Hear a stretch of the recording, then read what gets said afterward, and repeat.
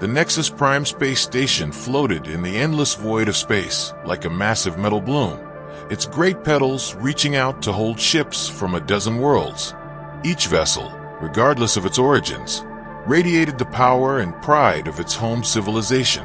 To the untrained eye, it was a breathtaking showcase of galactic unity. But to Captain Jake Morrison of the USS Dakota, it was a stage for carefully veiled hostilities. Standing on the bridge of his modest patrol ship, Morrison watched as behemoth vessels drifted past his viewport. Warships that looked more like flying cities, others bearing designs so alien they hurt to look at for too long. Next to these giants, the Dakota looked laughably small, almost an afterthought. "Captain, we've been cleared to dock," Lieutenant Amy Parker reported.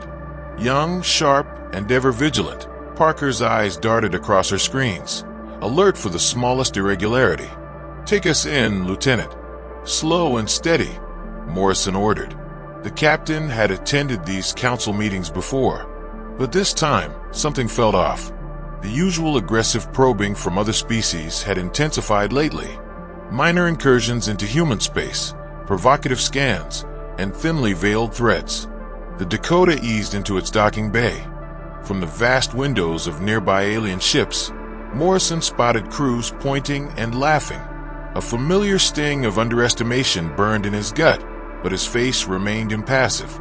He gathered his team: Parker, Chief Engineer Lisa Rodriguez, and Dr. Kevin Walsh, for humans to represent an entire species.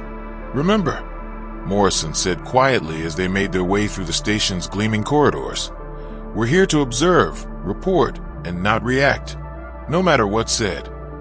The meeting hall was a coliseum of power. 12 vast tables encircled a holographic display, each custom-built for its respective species. Humanity's table was the smallest. As the other delegates arrived, Morrison noted them in turn. The Hegemony, towering, four-legged beings with luminous blue skin. The Stellar Confederation, humanoids with silver eyes and an air of cold superiority. The Insectoid Swarm, a collective mind housed in glittering, winged bodies. Living rock, sentient metal, and stranger things filled the rest of the circle. The proceedings opened with a parade of military might. Hegemony Commander Vexer boomed about his Dreadnought-class ships, 5 times the size of the Dakota, capable of raising moons. Admiral Zaparea of the Confederation followed, presenting her lightning-fast cruisers. The Swarm's Queen Chitara showcased swarms of ships that moved as one, their movements hypnotic and terrifying. Then it was Morrison's turn. He activated the Dakota's specs in the central holo display. Compared to the others, it looked like a child's toy. He kept his voice calm. Humanity's latest patrol ship, 40,000 tons, crew of 200, designed for deep space patrol and diplomatic missions. A beat of silence, then laughter. Vexer bellowed, his voice shaking the walls. 40,000 tons? My personal shuttle is bigger. Zaparea smirked. Queen Chitara made amused clicking sounds. Even the inert stone and metal species joined in. Should I show them the real specs, sir? Dr. Walsh whispered. Not yet, Morrison replied. The taunts continued into the break. Alien officers openly mocked the Dakota's energy readings and armor specs. Amy's jaw clenched. Lisa pretended not to hear. Walsh took notes, his hands shaking. As the second day dawned, the true agenda emerged. Under the guise of territorial disputes, the alien powers carved up human space like carrion. The hegemony laid claim to the Kepler sector, home to 5 human colonies. The others supported them.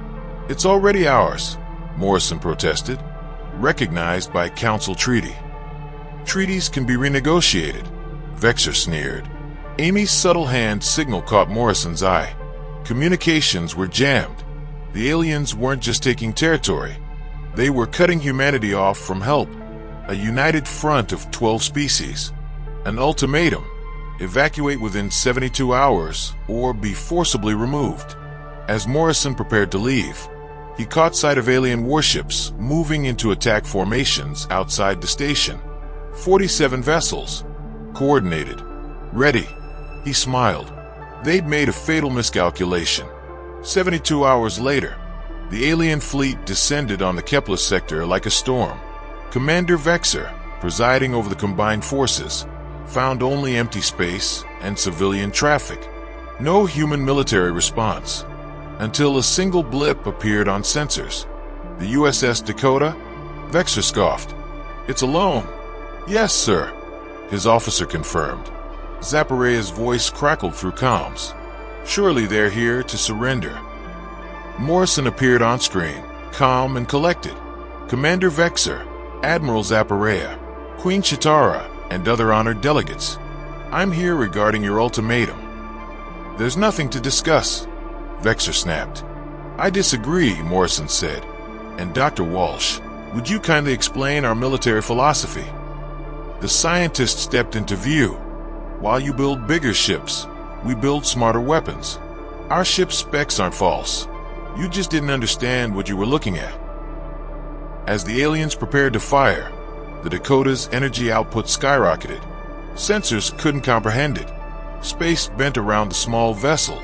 "Our ship isn't armed with conventional weapons," Morrison explained. "It carries a single device capable of manipulating space-time itself." Lisa Rodriguez reported, "Gravitational cannon charging at 60%. A sphere of darkness appeared in the ship's core, rings spinning around it. "That's impossible." Zapparea gasped. "No," Morrison smiled. "Just human." Chitara begged for peace. Others tried to flee. Too late. At 100%, the Dakota fired. The artificial black hole expanded in a perfect cone. 47 warships vanished without a trace. No debris, no radiation, not even a light flare. In 5 seconds, the combined might of 12 civilizations was gone. The galaxy reeled. Emergency meetings were held at Nexus Prime. Delegations fell over themselves to reaffirm peace treaties, trade agreements, and friendships with Earth. None mocked humanity's ships now. On the Dakota, Morrison addressed the galaxy. "This is Captain Jake Morrison of the USS Dakota. Today, a fleet approached our colonies, intending conquest. That fleet no longer exists. We seek peace, but we will not tolerate threats. Remember the lesson of Kepler's sector." Dr. Walsh added calmly, "For the record, this was our diplomatic escort. Our warships carry far more advanced systems." Morrison hoped the message would be enough. That one demonstration would ensure peace for a long, long time. And if anyone forgot, the real warships still waited in Earth's orbit. The galaxy would not make that mistake twice.